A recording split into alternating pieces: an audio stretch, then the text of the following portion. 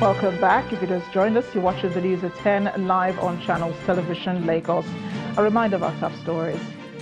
President Muhammadu Buhari pledges to ensure installation of CCTV cameras on highways as he meets with Southwest traditional rulers and Olu of Warri over security issues in the country.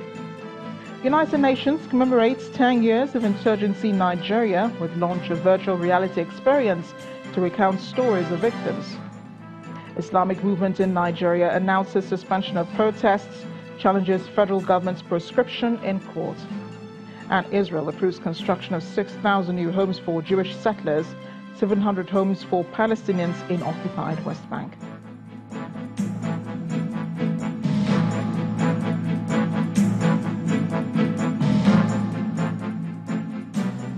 For more information on our top stories, please visit our website, channelstv.com. Subscribe and watch Channels Television's live stream on YouTube and other social media platforms using your mobile device, browser, or download the Channels TV app for Android and iOS devices from their respective stores. It's been 10 years of Boko Haram insurgency in Nigeria. We've been discussing the issues all day. Here joining me now is a security expert, Dr. Ona Ikomo, for some more on this conversation. Dr. Ikomo, thank you for joining us on the news at 10. Thank you, ma'am, for having me. So 10 years, and I know people like you have been keeping tabs on the milestones, the achievements of the government and the military over the years. And people are pinning the rest of the insurgents in the country, all of the other security issues that have come up in the country, to the beginning of Boko Haram, to Muhammad Yusufu, who founded the insurgents group. What's your perspective on this?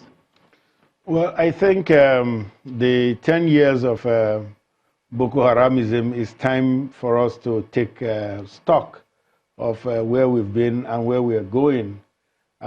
Yes, there's some truth to that logic that perhaps because people saw that Boko Haram was thriving, even in 10 years, it couldn't be put down.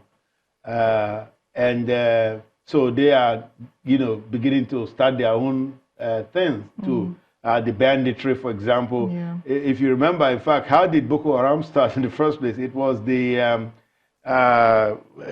Operation Flush. That was a unit to fight northeast banditry that killed 17 mourners at Customs Roundabout on June 11th of 2009. That is what started this whole thing about Boko Haram. In the first place, that's the jihad, the holy war that they have going on. And so I think because this insurrection, or because this is, I don't know what, the terrorism or insurgency rather, I think that's the correct word, hasn't been put down in 10 years. I mean, this is Nigeria's longest running war. And I think we really should take stock at this time and say, are we really doing well? Instead of being in denial of the fact that this war has run on too long and has claimed too many lives, in fact, too much for people to bear. Well, I don't know if the government is in denial, but the president released a statement today about the current security challenge. He says the real Boko Haram that we know has been defeated, and that what we have now is a mixture of remnants of the Boko Haram fugitive criminals and the Islamic in the Maghreb, as well as some of the banditry you're talking about, together with West African terrorists bonded together. What do you make of this? And, what does this say really about the fight against insurgency? Well, it's metastasizing. That's what it is. Yes, Boko Haram has splintered. It has factionalized. It hasn't been defeated. Boko Haram led by Shekau, the one that was led by Yusuf, and then Shekau took over from him on 19th of April 2010. That one is still alive and well, and is out there in Sambisa Forest, and is conducting those attacks in southern Borno, central Borno area. Now, when Boko Haram pledged Bayat, that's a fealty, a loyalty to ISIS in 2015, 2016, al-Baghdadi installed the son of Yusuf as the leader of Boko Haram.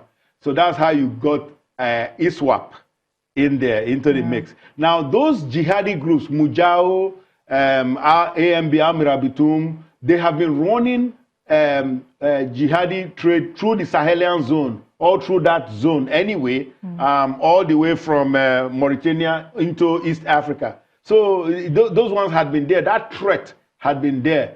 So, you know, what I'm trying to say is Boko Haram itself have factionalized. At the time, there was the Mama Nu faction, died out. But what we have two active cells that are, two active groups now. The Boko Haram Central, that is Shekau, and ISWAP. And now, when you say somebody, two days ago, they killed 65 mourners. Yesterday, they killed 10 persons. That is too much. That is really so too much. you're saying, well, it means that the Boko Haram that we know it has really not been defeated. It's still a threat. Okay, it's an existential threat. Okay, so earlier today, the president met with traditional rulers. He's promised to fast-track the rapid monitoring of forests and bushes using aero drones and CCTVs. Beautiful initiative. Very, very good initiative. Because, well, what he said was that he was going to approve the use of drones by Southwest governments. They have acquired. They said they have acquired drones, and they've asked for permission to use those drones. So that will help, because we know that those herders, the militia, herder militia, the bad guys, the ones that are kidnapping people, they are in the bushes. Yeah. Now, they are not on the highway, so I really don't think those the idea of CCTV on highways, or even the idea of having troops on highway is, you know, is a starter. It doesn't start at all. You need to put those assets, you need to put these troops as assets to provide response when we identify or locate where these kidnappers are in the bush, these killers, where they are in the bush, and then go and neutralize them. But we can't have a situation. CCTV is for urban surveillance, because you put a camera up there, it's not seeing anything, or in fact, the bad guys can come and plug the camera too, you know, as it were. Yeah. Well, I guess more strategy needed in this area. Thank you so much, Dr. Ikomo, for being with us on the News at 10. I appreciate your thoughts, your analysis, always. Thank you, ma'am. We're going now to Abuja, where Maope Ogun Yusuf is standing by with more on the News at 10. Hi, Maope. Hello, Amarachi. It's always good to see you. And we welcome our viewers to Abuja. The president today continued his defense against the petition filed by the People's Democratic Party, challenging his re-election for a second term in office. President Muhammadu Buhari's counsel, Mr. Wole Olanikpekun, presented 4 witnesses, including the deputy registrar in charge of exam registration at the West African Examination Council, Mr. Henry Adewumi, and the president's senior special assistant on domestic affairs, Mr. Sarkiga Abba. Our correspondent Amaka Okafo reports. It's day 2 of President Muhammadu Buhari's defense against the petition filed by the People's Democratic Party and its presidential candidate against his election in February 2019. The president continues his case by calling 4 witnesses, including a deputy director with the West African Examination Council, Mr. Henry Adewumi, the president's special assistant on domestic affairs, Mr. Serki Abba, and 2 APC ward election monitors.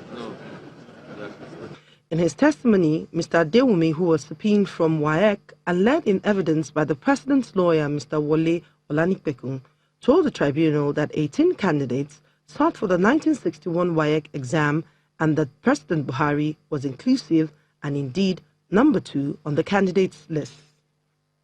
Testifying further, he said that the president sat for 8 subjects and had credits in 5. The witness maintains that the president was educated up to secondary school level and was awarded aggregate 32 and grade 2 for his performance. However, on the cross-examination by the PDP's counsel, Mr. Levi Uzoku, the witness admitted that the assessment results issued to President Muhammadu Buhari by Cambridge Assessment Center was not equal to a certificate. The witness, who claimed to have worked with WAEC for 30 years, said the assessment report of President Muhammadu Buhari is not a document from WAEC because it bears Cambridge University Assessment International Education.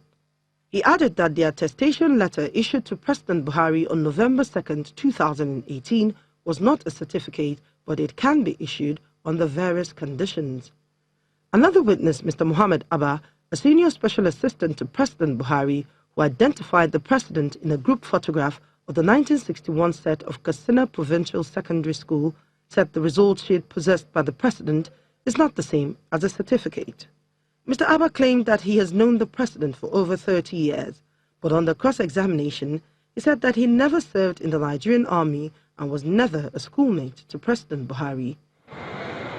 When presented with President Buhari's CV, Mr. Abba told the tribunal that although schools attended by the president were listed, but no certificate is listed in the CV or attached to it. The president has so far called 7 of the 240 witnesses listed in his response to the petition. Further defense in the petition continues on August 1st, 2019. Amaka Okafo, Channels Television News. A chieftain of the All Progressives Congress in Kogi State, Hajia Rukayat Ibrahim, has joined the governorship race as she picks the party's nomination and expression of interest form. Hajia Ibrahim, who spoke to journalists after picking the form at the party's national secretariat, explains that she represents the voice of women in the governorship race. She explains that her focus will be on agriculture and infrastructure development.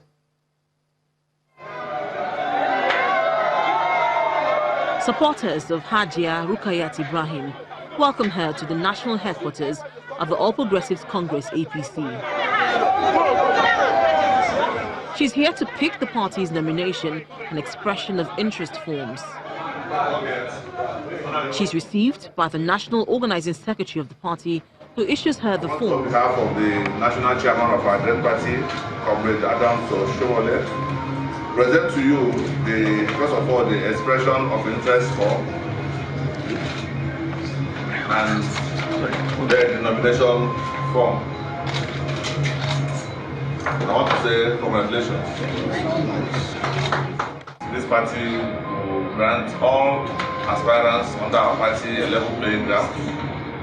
The party will be fair to all concerned, and like I've always said, our party is a party that is covered by rules and guidelines, and we're going to make sure that whoever has showed interest to run for any election under our party enjoys those rules and guidelines. The governorship aspirant, who is the second female to declare her intention to run under the APC, is convinced that this is a time for women. I want to be the first to stand for women, yeah, to make Kogi better, and I want to bring unity to my state. I want to bring all the 4 languages in Kogi. I want unity. And I want to do a lot of change in Kogi. She gives details of her manifesto. I want to go into agriculture and infrastructure and roads. And most important thing that we need in Kogi is good hospital and roads. We don't have good roads. Hajia Ibrahim is counting on her goodwill, which she says evolves from her philanthropic gestures, to emerge the candidate of the APC during the party's primary on August 29, 2019. When the News at 10 returns, Israel approves construction of 6,000 new homes for Jewish settlers, 700 homes for Palestinians in occupied West Bank. That and more from the international scene on Around the World in 5. Do join us again.